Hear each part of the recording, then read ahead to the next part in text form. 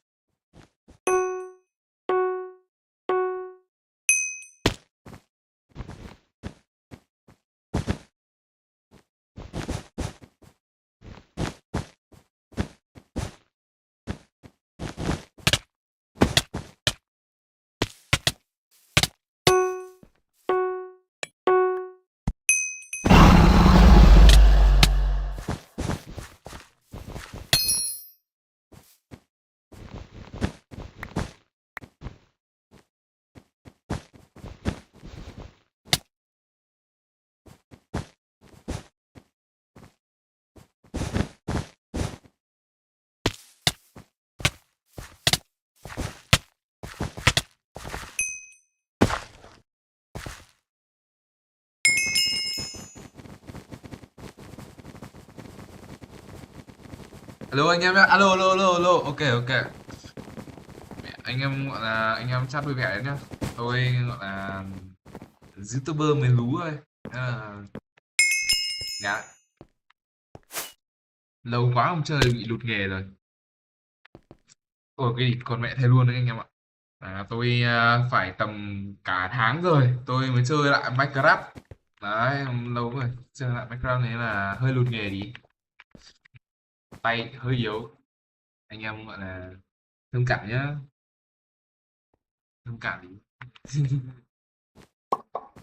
Chơi.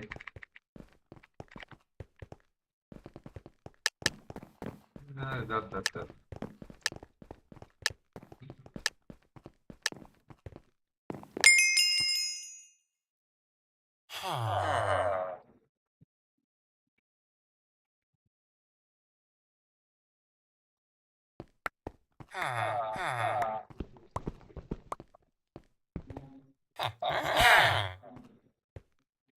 Giờ lý mẹ nó có bị ồn quá.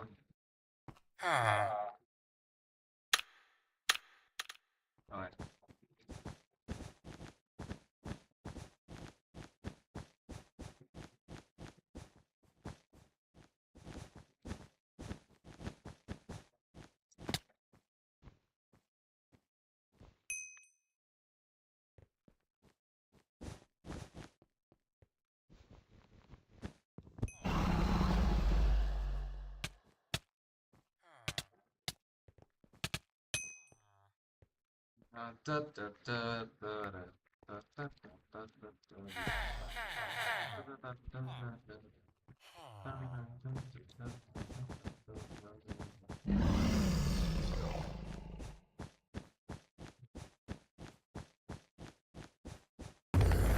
Ôi thì mẹ cái giường phá rồi, vỡ lồn. Thế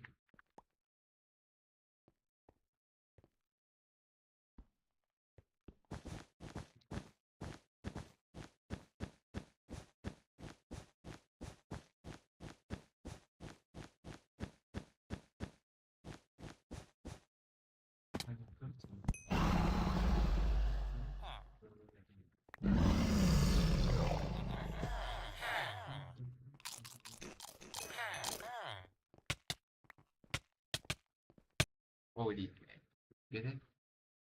Cái hit bên Lucky nó hơi khó nhỉ.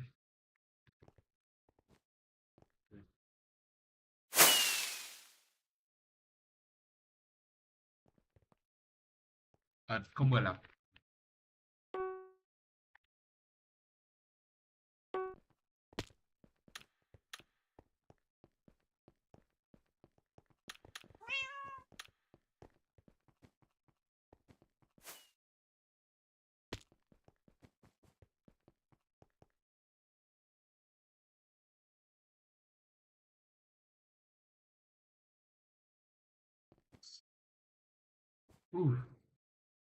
Từ từ.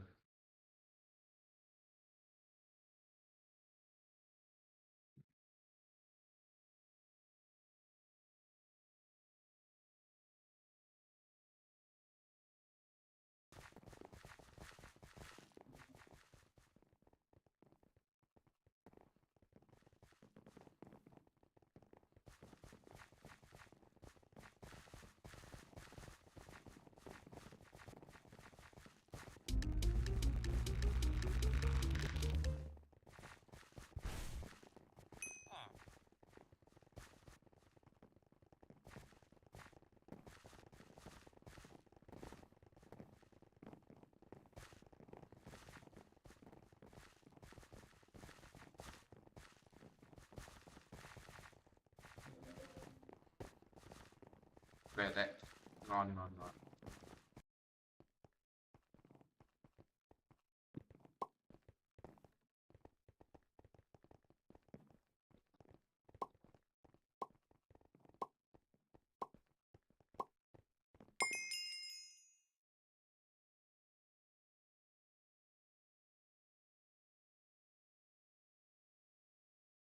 Đấy, thì mẹ mình phải làm như kiểu công nghiệp.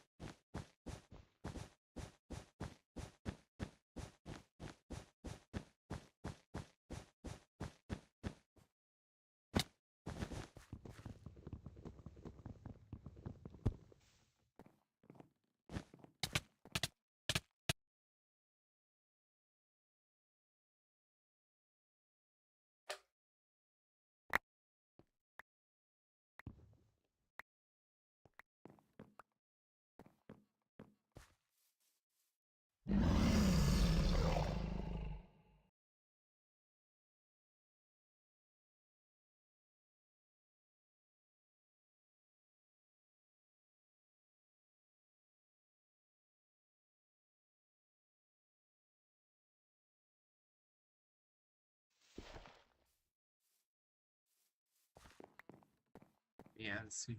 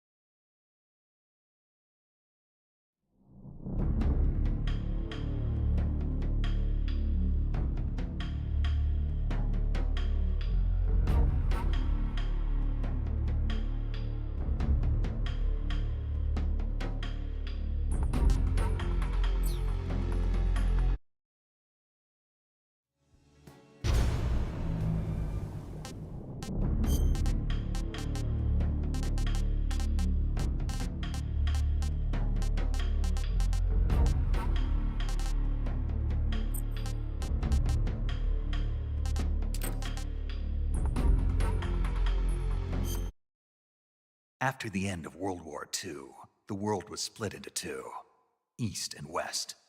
This marked the beginning of the era called the Cold War.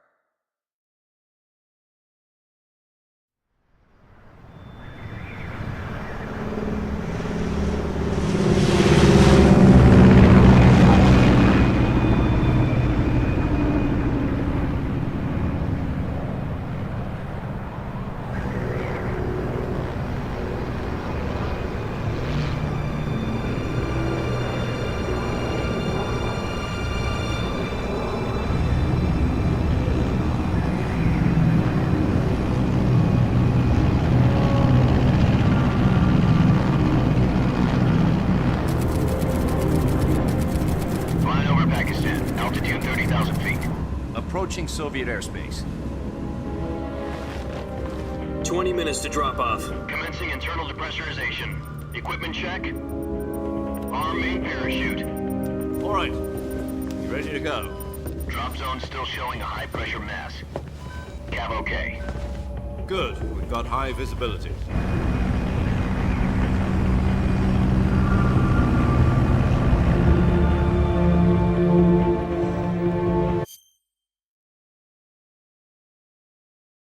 Put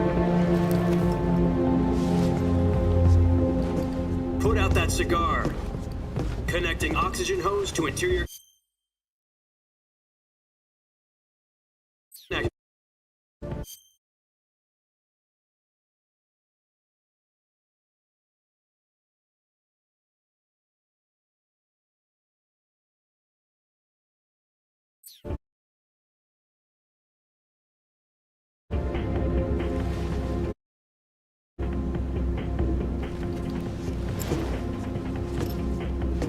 Does this panty waste know what he's doing? Approaching release point. 10 minutes to drop off. Hey, are you deaf? He said put out the cigar and put on your mask.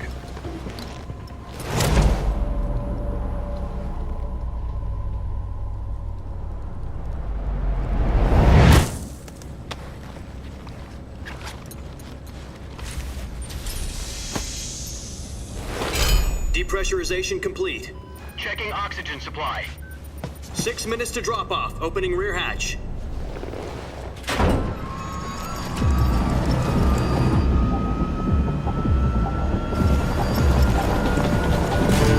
Sunrise.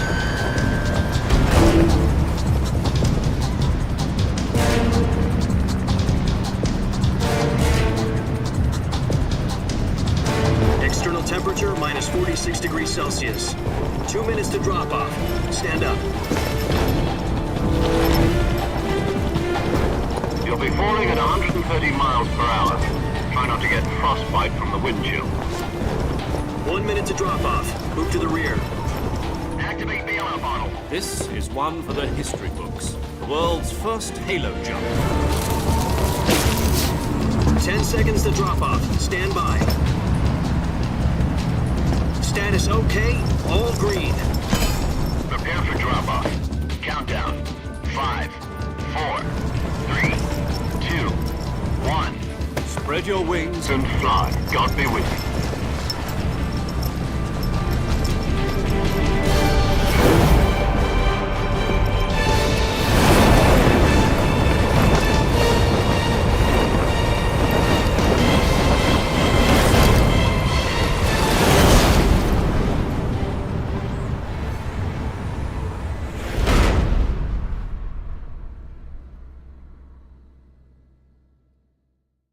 Jack, I've got some important news.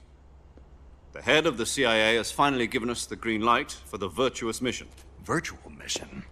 No, the virtuous mission. The future of our Fox unit depends on it. If it succeeds, we'll be officially organized into a unit. Virtuous mission? Sounds like some kind of initiation ritual. You know, don't get cocky. This isn't a training op. Right. So what exactly is this wonderful mission? Well, about 2 years ago, a certain Soviet scientist requested asylum in the West through one of our moles. His name is Nikolai Stepanovich Sokolov.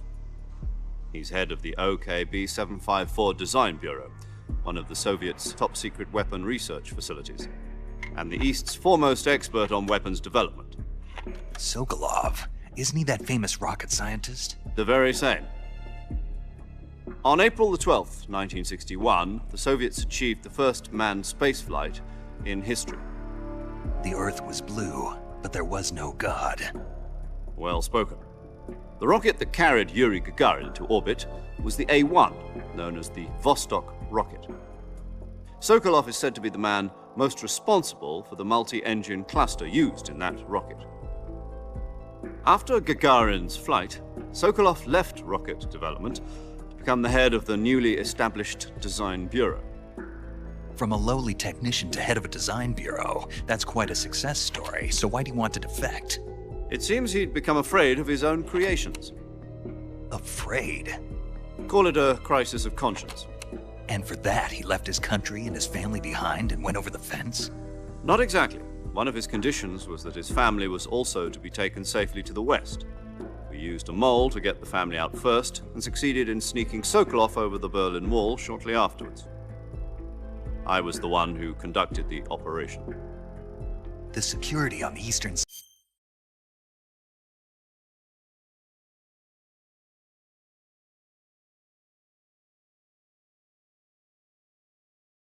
side was still full of holes back then.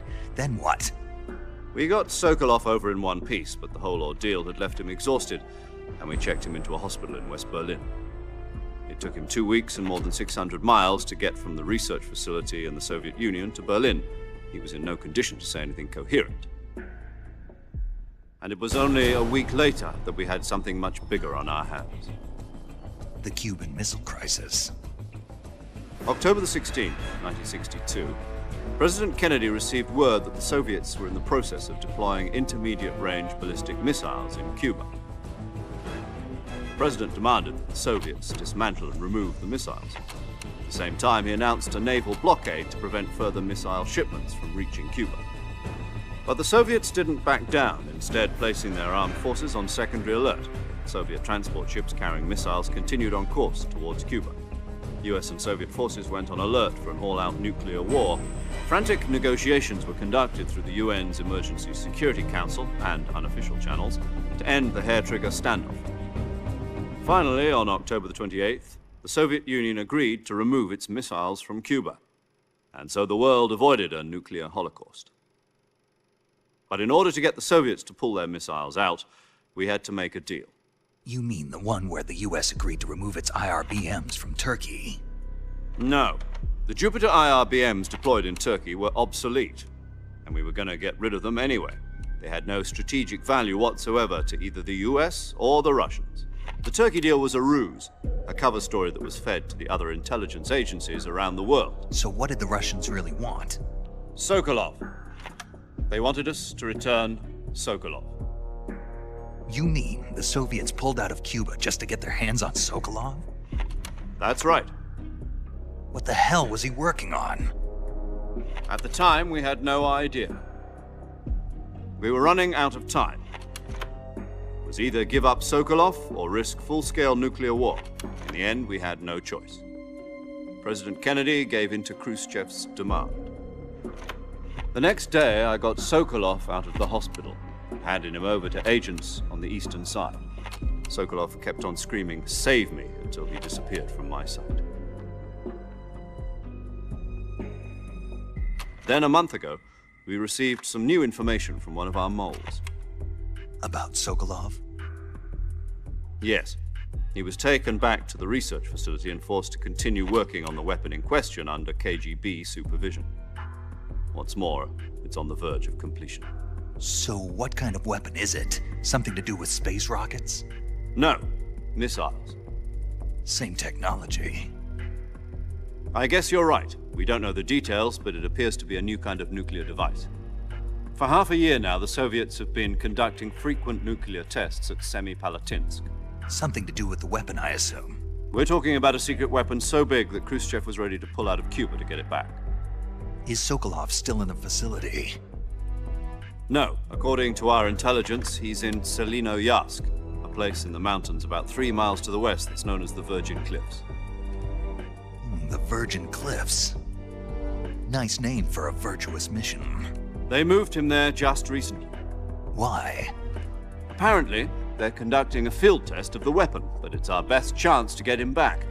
This mission would never have been possible if he was still in the research facility. This is our last chance. Sokolov must have known that too when he contacted us.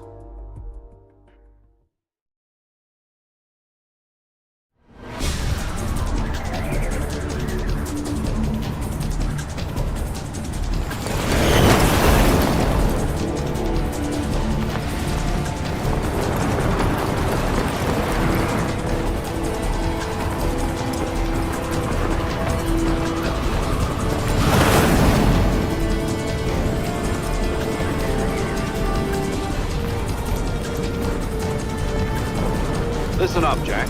Your mission is to infiltrate Selinoyarsk in the Soviet mountains, ensure the safety of Sokolov, and bring him back to the west.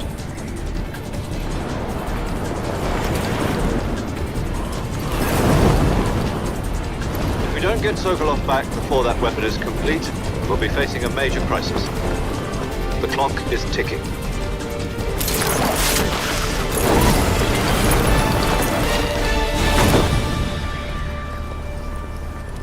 Once we've confirmed the rescue of Sokolov, stand by at the recovery point.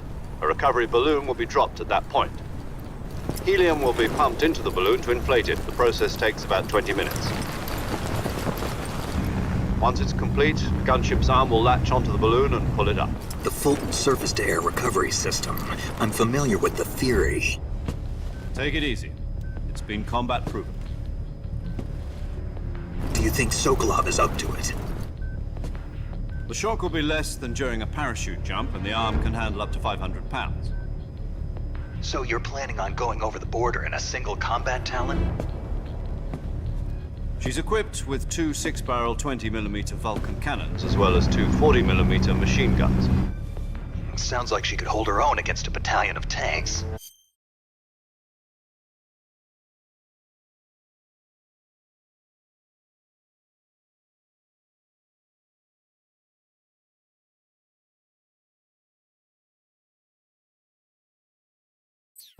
Even with the fuel in the reserve tank, we're facing a 4-hour time limit. If all goes well, it shouldn't take more than a few hours. Home in time for dinner. But if anything goes wrong, you'll be eating dinner, breakfast, and all the rest of your meals in the jungle.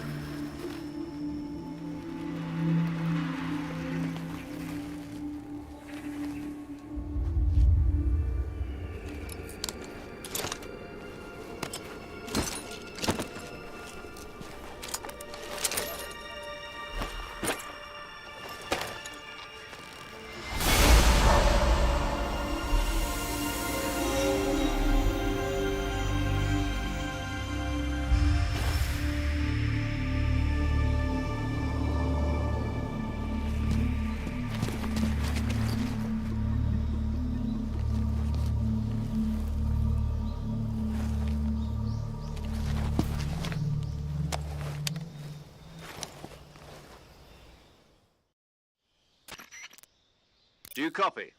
You're already in enemy territory, and somebody might be listening in. From here on out, we'll be using code names to refer to each other. Your code name for this mission will be Naked Snake. I'll be referring to you as Snake from now on. You're not to mention your real name. Snake? Oh, you don't like snakes? What do you mean? Well, you've eaten one before, haven't you? In survival training. I'm glad to hear that. I don't know if I'd ever order one in a restaurant, but... Be careful, you might not have a choice. What about you, Major? What should I call you? Let's see. I'll be Tom. Call me Major Tom. This will be a sneaking mission. You must not be seen by the enemy. You must leave no trace of your presence. Is that clear? This kind of infiltration is the Fox unit's speciality. In other words, weapons and equipment are procured on site. That goes for food as well. You're completely naked, just as your name implies. Great. Now I see why you asked me if I like snakes. I suppose calling me Snake was your idea of a joke, too. No, there's a good reason for that. I'll tell you later when the time is right. Gotcha. Getting back to the subject, how exactly am I supposed to feed myself? You've been issued a knife and a tranquilizer gun. Use them to hunt for food. You'll also find some medical supplies in your backpack. Yeah, about the backpack. I lost it in a tree on the way down. I see. Well, you'd better go back and get it then. You know where it is? No problem. I can see it from here. It's stuck on a branch.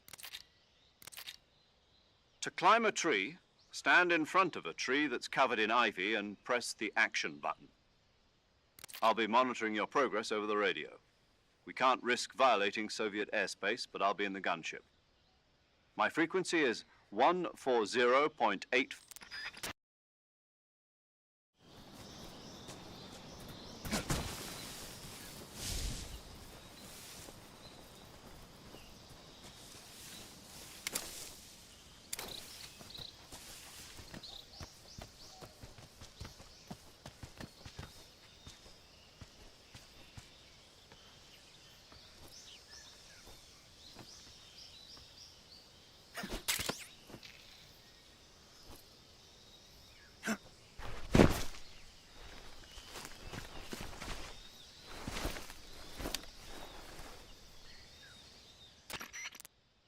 I see you've retrieved...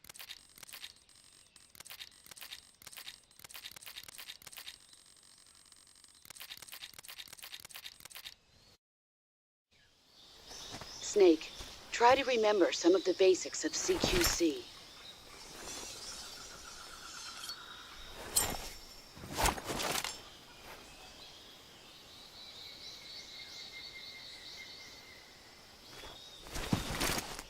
Commencing virtuous mission now.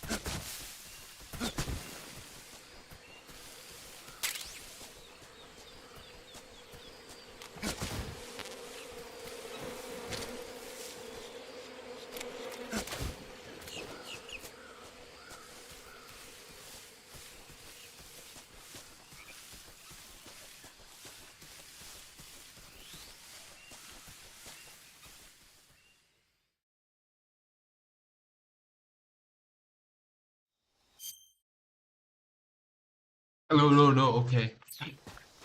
Vãi luôn, tôi đéo biết nói gì không ạ. Nói chung là nói thẳng là game này thì tôi ngồi tôi tập trung chơi thì tôi cũng im lặng thôi. Chả nói mẹ gì. Cười vãi cứ vừa tí.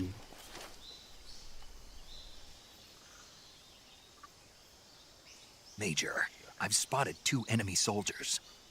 They're probably KGB troops sent to guard Ôi Sarah. game này chả anh biết đâu. AK-47s and grenades. Snake?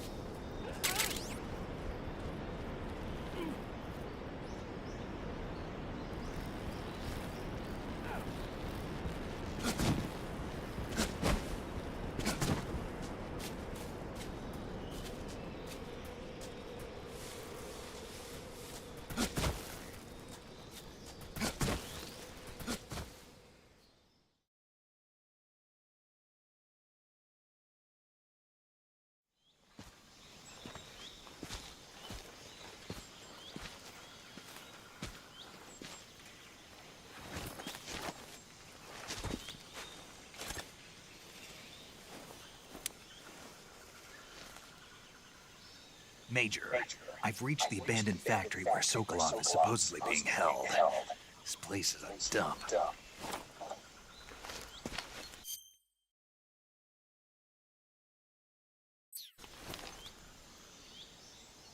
I can't see Sokolov from here. The security is pretty tight. There are sentries posted around the perimeter. I wonder how many are inside. Your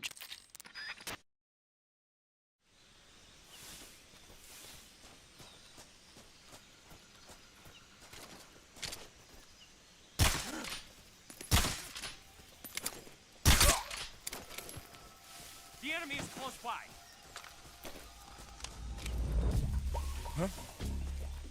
Footsteps.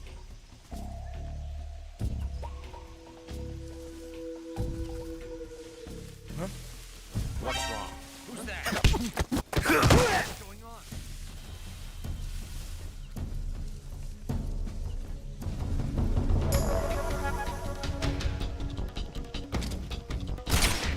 HQ, please respond.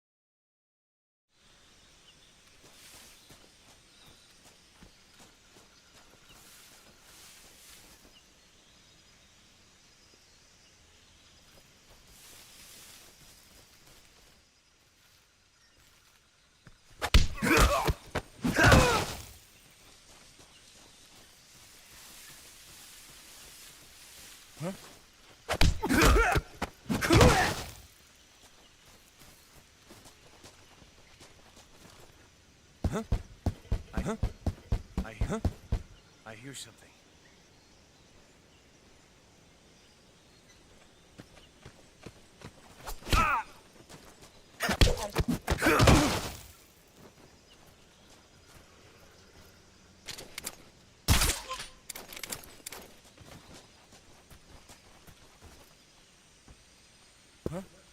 What's that sound?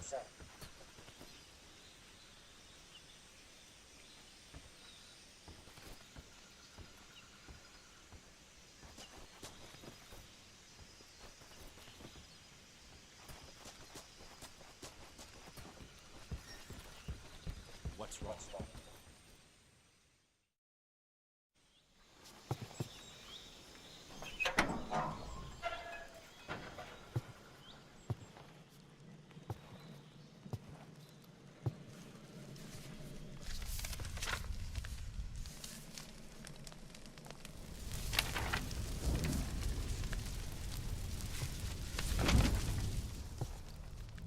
You must be Sokolov.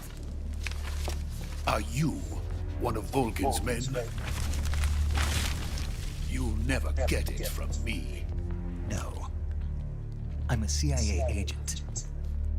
I've come to escort you back to the other side of the Iron Curtain. You're CIA? Yeah. I was sent by Major Zero, the man who got you out 2 years ago. Zero? I have a message from him. What is it? He said to tell you sorry for being so late. Did he now? What does it mean?